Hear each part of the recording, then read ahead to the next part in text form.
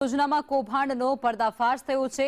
ઓસવાડ આયુષ હોસ્પિટલમાં કાર્ડિયાક સર્જરીનું કૌભાંડ આચરવામાં આવ્યું। અનેક દર્દીઓને જરૂર ન હોવા છતાં પણ ઓપરેશન કરી દેવામાં આવ્યું છે।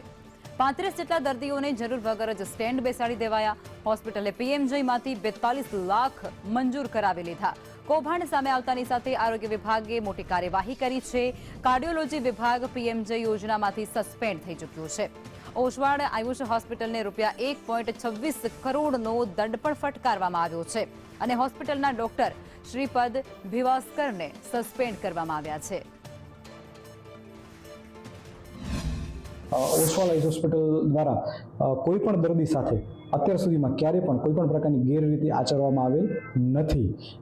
જે કંઈ ક્વેરી છે બરાબર, જે કંઈ જે ઇસ્યુ છે એ ડિફરન્સ ઓફ ઓપિનિયન આપણે કહી શકાય બરાબર છે। તો એમાં જ્યારે સરકારશ્રી અમને એમના સમક્ષ બોલાવશે ત્યારે અમે જરૂરી પુરાવાઓ રજૂ કરશું અને અમારો પક્ષ રાખીશું। અત્યારે કોઈ એમાં સમય મર્યાદા તો નથી લખવામાં આવેલ। તો જ્યારે અમારો પક્ષ રાખી અને જો સરકારશ્રી એ પક્ષને માન્ય રાખશે તો આ પણ ઘણીવાર આવું થતું હોય છે ભૂતકાળમાં પણ, તો સરકારશ્રી સસ્પેન્શન છે જે એ રિવોક કરી લેતી હોય છે। જામનગર શહેરમાં ફરી એક વખત પીએમજેવાય યોજનાનું જે ભોપાળું છે તે બહાર આવ્યું છે। હાલ તમે જોઈ શકો છો કે જામનગર શહેરના જે દિગ્વિજય પ્લોટ વિસ્તારમાં આવેલી જે ઓસવાડ આયુષ હોસ્પિટલ છે તેમાં આ સમગ્ર જે બનાવ સામે આવ્યો છે।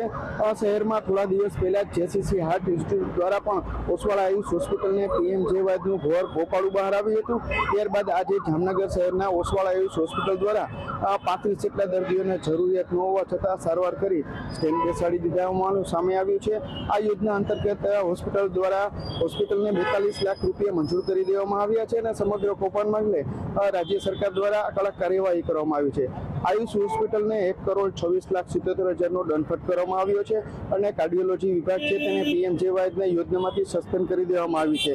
હાલ તો આ જે બનાવ બનતા હોસ્પિટલના સત્તાધીશોએ સરકાર દ્વારા નોટિસ સામે હોસ્પિટલ મેનેજમેન્ટ જરૂરી પુરાવા રજૂ કરવાની તૈયારી દર્શાવી છે।